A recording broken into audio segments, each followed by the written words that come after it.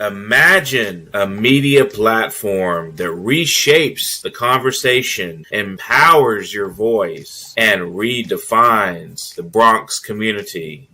Bronx Post, changing the reality, changing the narrative. For businesses, politicians, and government agencies, we offer targeted advertising solutions that drive results. Amplify your message. Reach the heart of the Bronx and beyond. Our platform connects you to the community. Learn more. Email info@bronxpost.com or call 718-892-5555. Visit www.bronxpost.com for breaking news and updates. Bronx Post, changing the reality, changing the narrative.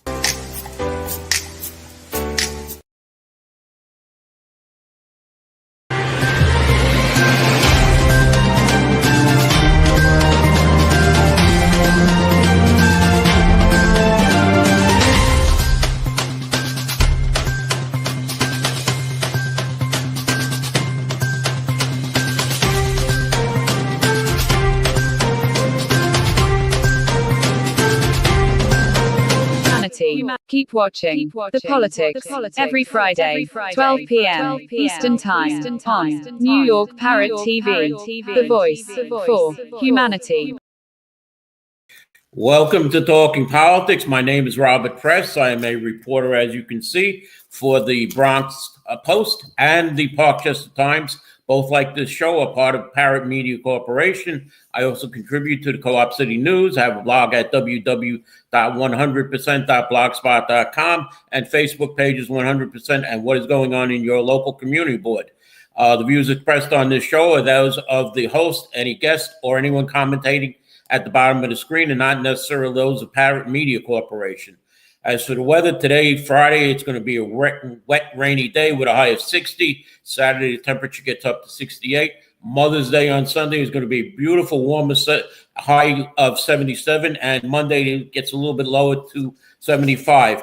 My guest today is former Manhattan Borough President, former City Controller, and now candidate for mayor on the Democratic Party line, Scott Stringer. So, Mr. Producer, can we bring on my guest, Mr. Scott Stringer?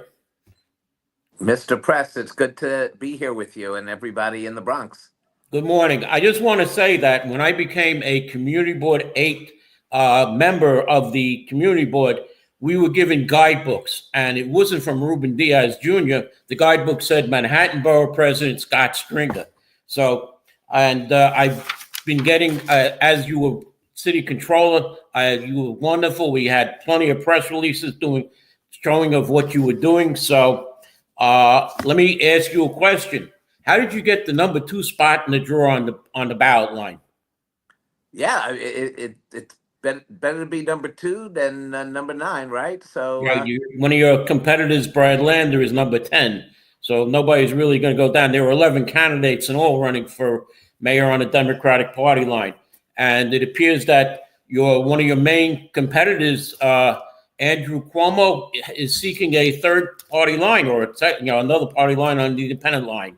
As Mayor Adams, who is not in the Democratic primary, is seeking an independent line. Are you seeking an independent line? Look, I'm a Democrat, and I expect to be the Democratic nominee.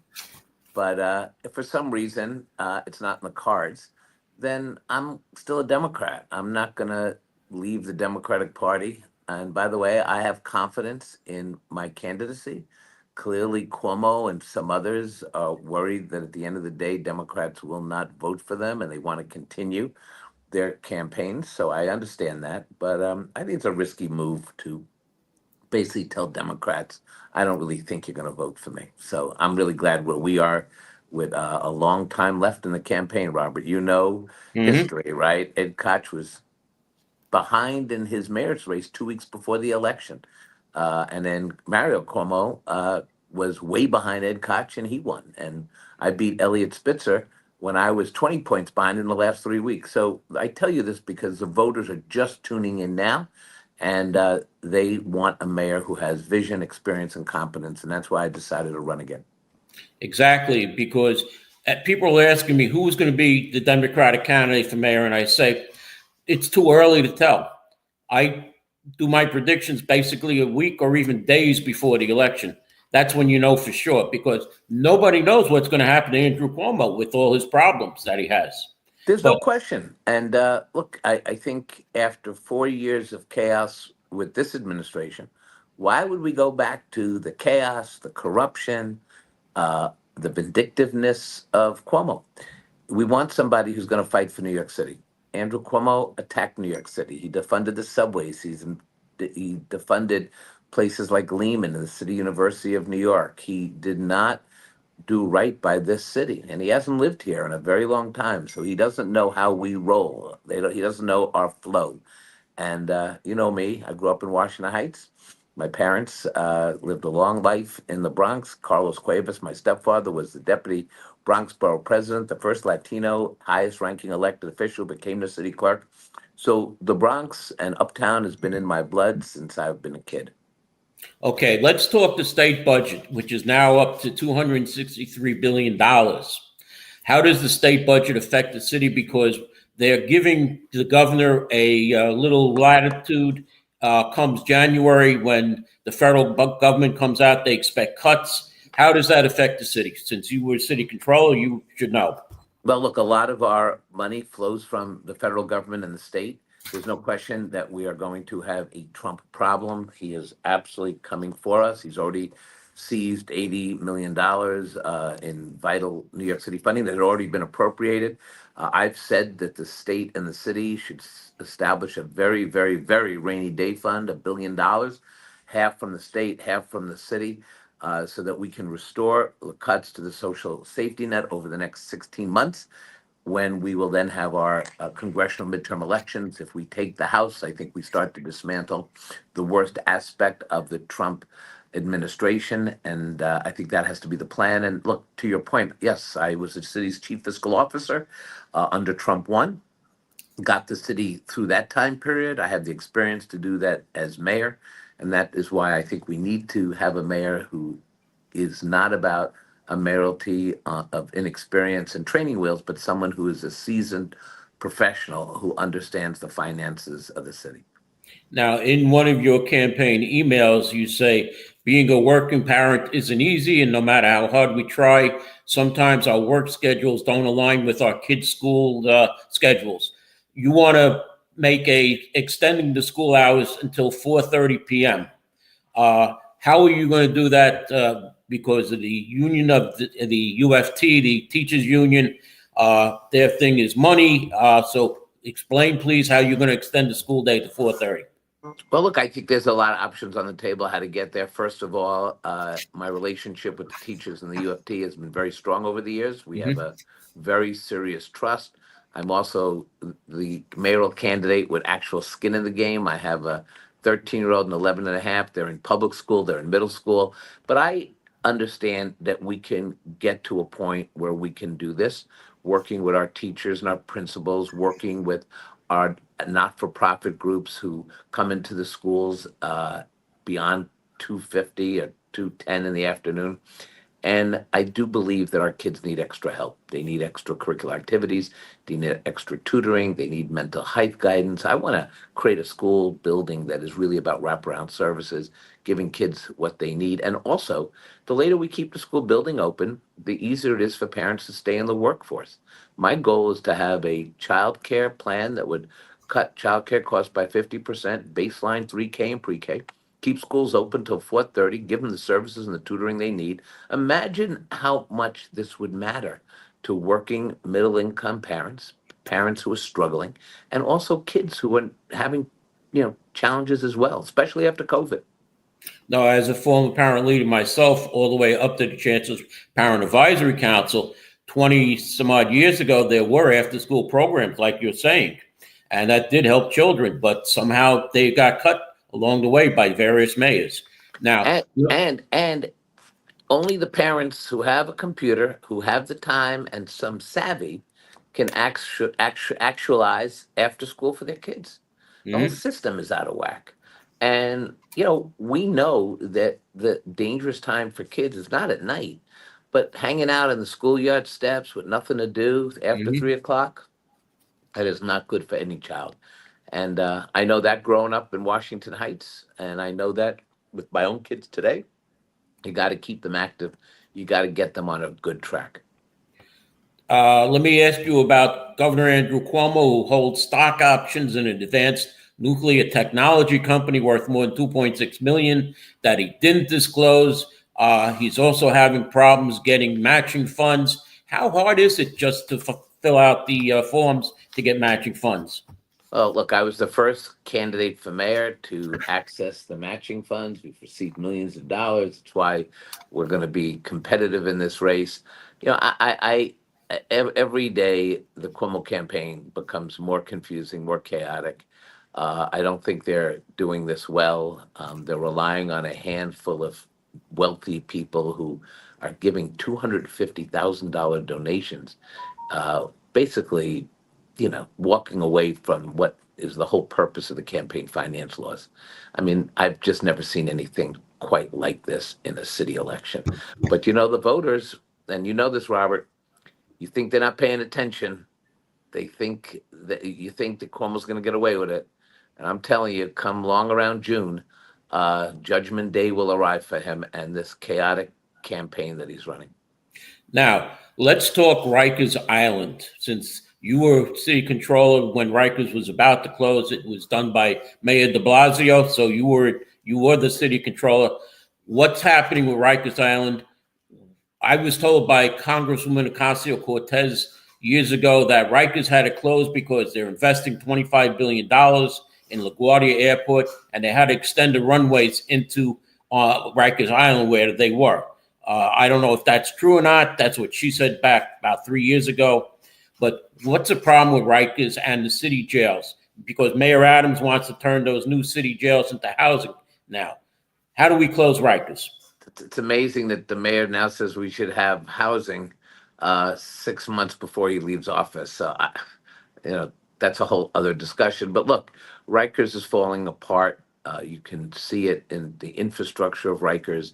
And you basically have people on Rikers that are awaiting the trial for a very long time, people with mental illness.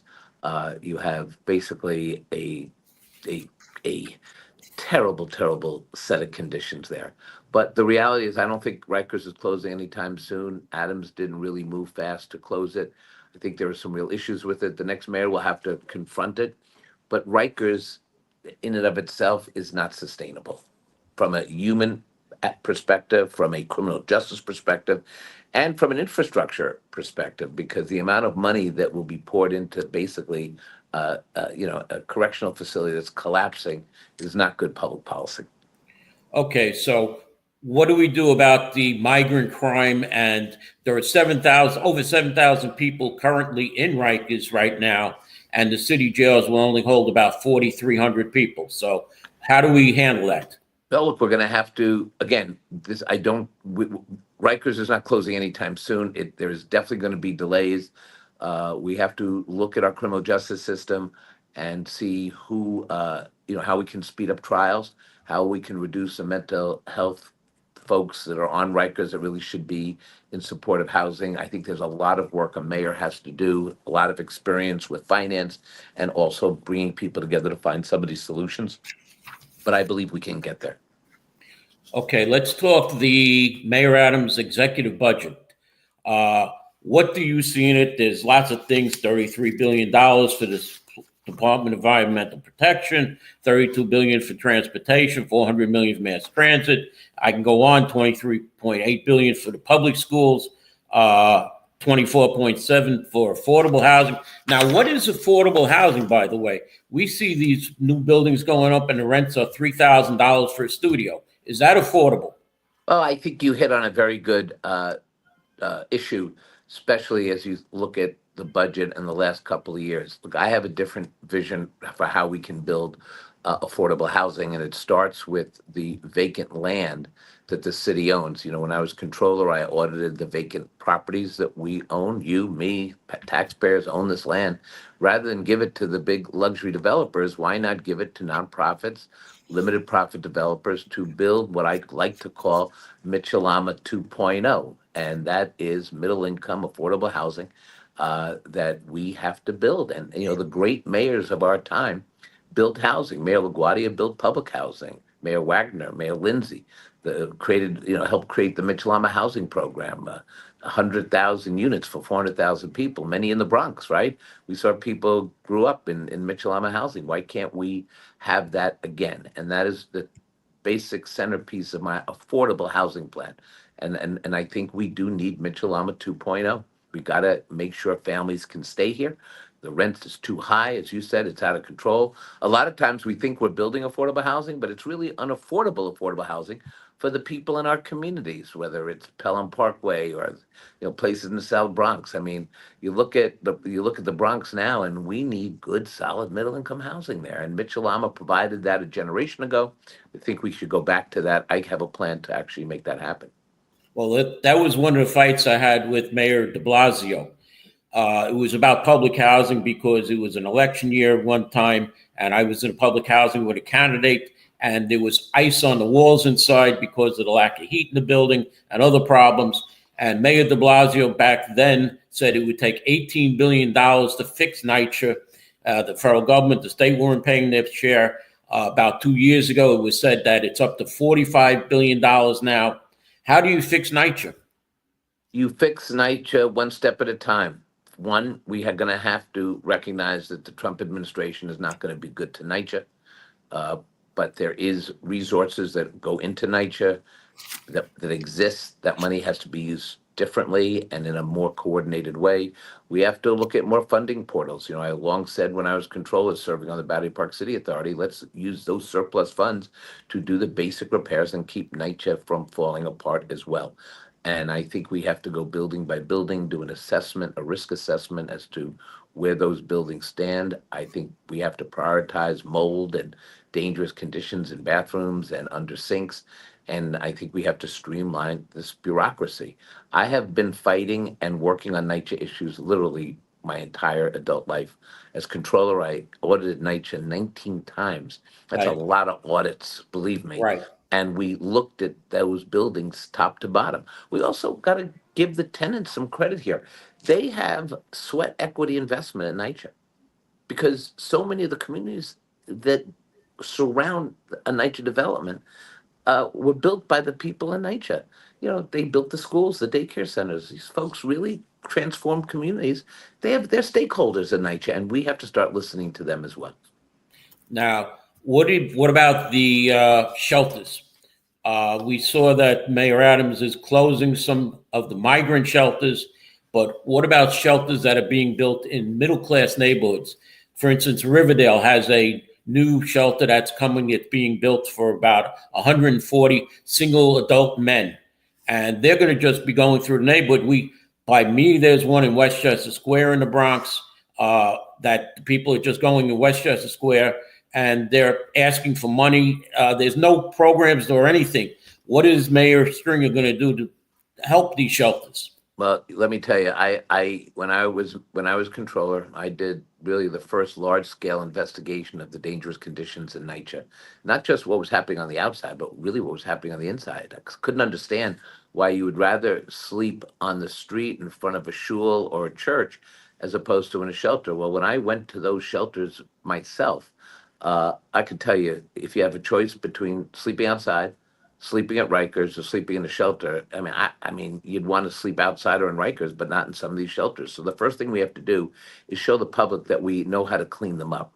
There are really dangerous conditions, especially shelters with families. We found cribs that were broken. We found paint peeling. We found toys that were in disarray. And I understand how to fix it because I investigated it. So that's the first step. And then, look, we have to work with all of our stakeholder communities and look at ways not just to increase shelter, but to build affordable housing so people can move from shelter into supportive housing, into the housing that will give them the services they need to survive. A lot of people who have hard luck or have serious mental illness, these are our people too. We have to take care of them. But we also have to be smart about how we go about this. This bureaucracy has just gotten out of control. The dangerous conditions are never repaired. And we don't sit and build trust with our local communities and our local community boards. But as you know, Robert, I'm the candidate that's been at more community board meetings in history, probably than any human being in the city. We could definitely make that argument, right? Starting when I was Now, the first. my final question to you will be, because I have to go to a commercial, and I know you got to get back on the campaign trail. Yes. My final question will be, State Senator Brisbart and Assemblyman Epstein are introducing a bill that would allow the city council to remove the mayor by a 3/4 vote. Now, currently, the governor can remove the mayor. She hasn't. She tried to put guidelines through, which didn't pass the Assembly and Senate. Are you in favor of a city council having the ability to remove the mayor? I haven't really looked at the bill. My gut tells me, it's more for show, the bill, than, reality. Look, I think the city council and the mayor have got to have a different relationship come January. I'm going to work very closely with the council members who matter here. We've got to build relationships and trust. I know how to work across the aisle. When I was a state assembly member, I had to work with Republicans in the Senate, not Democrats. So I'm just going to say right now, let us restart, jumpstart a new day and a new relationship. There'll be a new mayor. It'll hopefully be me. There's definitely going to be a new speaker, and let's start fresh and do things. But in the meantime, Robert, I've always respected the work that you've done, the way you've given people the information they need on politics, government, and community. And I was very excited to be on the show today. So thank you for having me. I want to thank you for coming on, and I want to wish you the best of luck. Hopefully you can be the next mayor. And let's go to a commercial, Mr. Producer. So thank you for coming on. Imagine a media platform that reshapes the conversation, empowers your voice, and redefines the Bronx community. Bronx Post, changing the reality, changing the narrative. For businesses, politicians, and government agencies, we offer targeted advertising solutions that drive results. Amplify your message. Reach the heart of the Bronx and beyond. Our platform connects you to the community. Learn more. Email info@bronxpost.com or call 718-892-5555. Visit www.bronxpost.com for breaking news and updates. Bronx Post, changing the reality, changing the narrative. Okay, I'm going to be back with just a few items because I see I don't have that much time. Public advocate Jumaane Williams recently lost his two-family home that he owned in Brooklyn to Bank of America after racking up nearly $1 million in debt over 15 years by refusing to pay his mortgage. A state judge in January sided with the bank by issuing a final judgment of foreclosure on the property at 1392 East 98th Street in Canarsie. Williams failed to make payments on a $389,600 mortgage he took out on the house in 2006 to finance a vegan sandwich shop in Park Slope, court records show. Williams, who earns $184,800 annually as public advocate and thousands of additional dollars renting the home, stopped making the payments of the $1,344 mortgage payments in 2010, according to the records again. He was slapped with a foreclosure, and a court-appointed referee calculated Williams' debt, including interest and penalties, now to be $784,927 and a few pennies as of May 2023.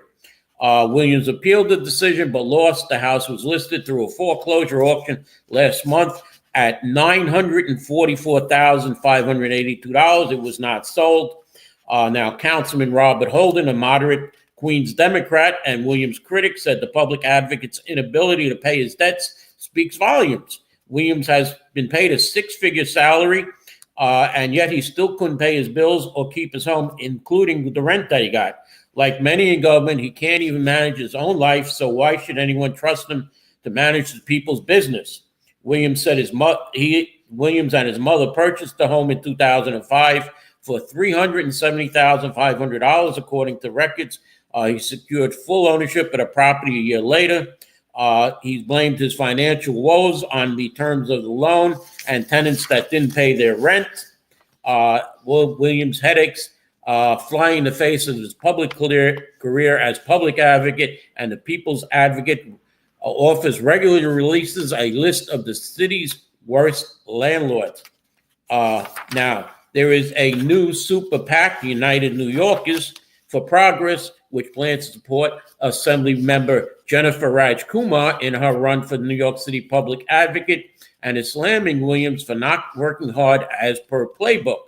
The Office of Public Advocate is what the holder makes of it. Assemblywoman Rajkumar will be the people's lawyer, the people's champion, the people's organizer, and the people's fighter against any person, institution, or business trying to harm New York City. Super PAC Director Michael Tobin said in a statement, "Can we say incumbent Monty Williams is doing the same?" Rajkumar has argued she'll be more energetic than her Democratic primary opponent, recently sharing web comics depicting Williams as someone who loves cannabis and sleeping late. Now, Williams, by the way, lives on Fort Hamilton, so it doesn't matter. He's covered. He's got an army detail around him. The hope, though, is to clear the gap with Williams, who is a high name recognition after repeatedly running statewide and citywide. Rajkumar's campaign, though, reports having $1.4 million on hand, and to Williams, $1 million. This is as of the latest reporting, and the new reporting for the Campaign Finance Board will be coming out.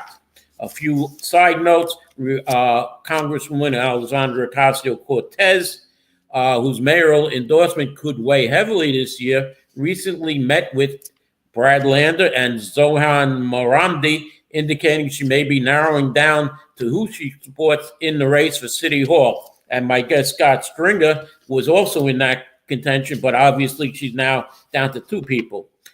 She also, Congresswoman Ocasio-Cortez, is not running for the leadership spot from the retiring head of the committee that's retired. Yeah, I don't remember the committee, but looks like she's going to be running against Chuck Schumer in 2028. The Political Action Committee backing Andrew Cuomo's bid for mayor has collected at least $410,000 from real estate executives and companies currently being sued by the city that Cuomo hopes to lead. And New York City is expected to welcome 400,000 fewer tourists this year than it did in 2024, a decline driven primarily by negative sentiment towards the United States among foreign travelers who have reconsidered their vacations.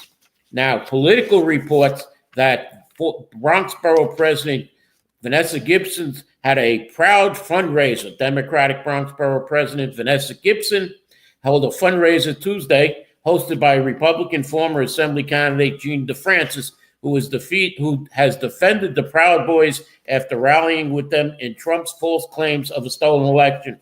That was in 2020. Gibson campaign defended the decision to have DeFrancis host the fundraiser, noting that he's a military veteran and president of the Allerton International Merchants Association, and who opened a storefront to collect donations for families that lost their homes in a fire on Wallace Avenue nearby. Our supporters are Bronxites from all walks of life, invested in the success of everybody across the borough. We are proudly building an unstoppable grassroots coalition committed to an economic progress and prosperity for all, a campaign spokesman said in a statement. And forgive me for laughing that she said that they're building a proud grassroots campaign. Now, City Councilman Raphael Salamanca, the land use chair of the City Council, said we need leaders that are willing to stand up to Trump and fight for the Bronx It's a betrayal to see the Bronx Borough president working with the Proud Boys to raise money for a campaign. The Bronx deserves better. Now, I am going to end with Wednesday night. The Van Ness Neighborhood Alliance held a Democratic forum where 5 of the 6 Democratic candidates who were running in the 13th Council District showed up. There was Shirley Aldable, David Diaz, John Perez, Theona Reitz, and Joel Rivera. A 6th candidate, Jacqueline Torres, did not respond to attempts to notify her of the forum. The question I liked in this forum was, did the Bronx Democratic Party interview you? And the answer from all the candidates was a resounding no. That came even from the candidate that was endorsed by the Bronx Democratic Party, Shirley Aldable. So how did the Bronx Democratic Party make its endorsement? Bronx Democratic Party leader, State Senator Jamal Bailey, how did you do it? Was it all those thousands and thousands of dollars that the Bronx Democratic Party candidates, including you, Senator Bailey, received from the 32 BJ Great American Dream Fund that was chaired by Shirley Aldable? It appears that also that the Bronx Times, the paper's co-founder, Assemblyman Michael Benedetto, and who was also the Bronx Democratic Party treasurer, is sponsoring an invite-only forum on the same night as the Morris Park Community Association was holding it, or is holding, their candidates forum, and candidates Aldable and Diaz are the 2 invited candidates. Now, I don't get this. Well, is this part of Bronx Democratic Party politics, not to have your candidates to show up to community forums? And candidates Aldable and Diaz were terrible in that forum. You can see it on a video by Ms. Grace Marrero, who shows it. Candidate John Perez was a repeat of his 2021 and 2023 attempts to run for the city council seat. Candidate Theona Reitz DuPont, who was the former chief of staff to Councilman Oswald Felice, mysteriously is no longer the chief of staff. Reports are that the Bronx Democratic Party said to Councilman Felice, get candidate DuPont, Theona Reitz DuPont, out of this race or fire her. And it appears that Ms. Reitz was no longer in the employment of Councilman Felice. I hope to have Councilman Felice come on, but I will try and get him and try and get an answer from him. Why is the Theona Reitz DuPont not your chief of staff anymore? And normally, though, chief of staffs don't do well in races. Now, the last candidate, Joel Rivera, well, Joel was trying to be popular with everybody when people said that the other 4 candidates there said, yes, we are in favor of the city. Yes, he said no. Whatever they said yes, he said no. When they said no, he said yes. And it appeared that he was doing a repeat of his race from years ago when he ran in the 15th Council District, replacing then Councilman Joel Rivera, and his namesake was part of the way he was going to do it, having the same name as a former councilman, which did not work. So I am going to close the show right here and say, keep involved, watch what's happening. You have a Bronx Borough president's race. Next week, I hope to have one of the candidates from the 17th Council District who is trying to replace Councilman Rafael Salamanca. And I see my producer is telling me to shut up. We want to get off with the show. So I'm going to sign off here and say thank you for watching. And I hope to see you next week with my guest, who will be one of the candidates from the 17th City Council District. So thank you for watching. Imagine a media platform that reshapes the conversation, empowers your voice, and redefines the Bronx community. Bronx Post, changing the reality, changing the narrative. For businesses, politicians, and government agencies, we offer targeted advertising solutions that drive results. Amplify your message. Reach the heart of the Bronx and beyond. Our platform connects you to the community. Learn more. Email info@bronxpost.com or call 718-892-5555. Visit www.bronxpost.com for breaking news and updates. Bronx Post. Changing the reality. Changing the narrative. In a world where the quality of information available to poorer communities is doctored, tainted, and sometimes regressive, where the words